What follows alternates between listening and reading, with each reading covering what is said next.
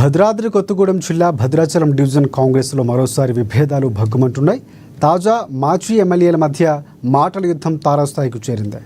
దుమ్ముగూడెం మండలంలోని లక్ష్మీనగరం గ్రామంలో కాంగ్రెస్ పార్టీ ముఖ్య కార్యకర్తల సమావేశం అత్యంత ఉత్సాహభరితంగా జరిగింది.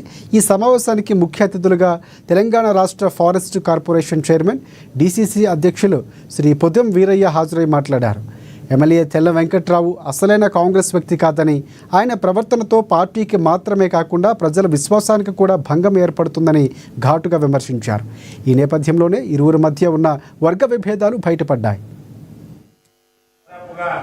ఈ రోజున మన అన్నగారికి కూడా పిసిసి నుండి రావడం అనేది మన బచ్చన్న గారి యొక్క చొరవ వలన ఈరోజు వారు ప్రధాన కార్యదర్శిగా ప్రదేశ్ కాంగ్రెస్ కమిటీలో రావడం, మీరందరూ కూడా ఈనాడు ఓడిపోతాం కావచ్చు, కానీ నేనేమో కాంగ్రెస్ పార్టీ కాదనేది కాదు. ఎందుకు కాదు అని అంటే ఈరోజు నేను చిన్ననాటి ఎన్నో వాడుకోవట్లేదు, ఎన్నోనే ఓడినంతలో కూడా నేను ఏదో భయపడాల్సిన పని లేదు. గెలిస్తేనేమో మంచిగా మీ ఏరియాకి, మన ఏరియాకు బాగా ఈరోజు దాదాపుగా చెప్పలేనంత అభివృద్ధి చేసుకునేవాళ్ళం. ఇక్కడ ఉన్న సమస్యలన్నింటినీ ఇప్పటి వరకు లెట్అవుట్ చేసి సంపూర్ణంగా డెవలప్ చేసుకునేందుకు దోహదపడేది. మరి అవన్నింటినీ మనమే కాళ్ళ రాసుకున్నాం, మనమే మోసపోయినాం.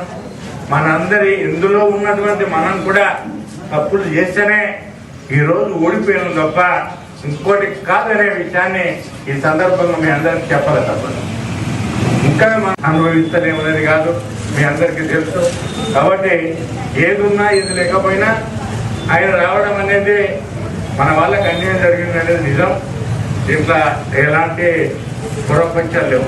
ఇక్కడ ఏదో మనం నీతులు చెప్పుకోవాల్సిన అవసరం లేదు. తమ్ముడు చెప్పాడు, ఏది కాశీనగరం అంటూ మన బృందం బట్టిలో మీ దాని గురించి మేము ఎంత పోరాడి దాదాపుగా 25-26 లక్షలు పెట్టి మేము తిప్పి రమ్మని. హైదరాబాద్ సెక్రటరియట్ వద్ద డివైఎఫ్ఐ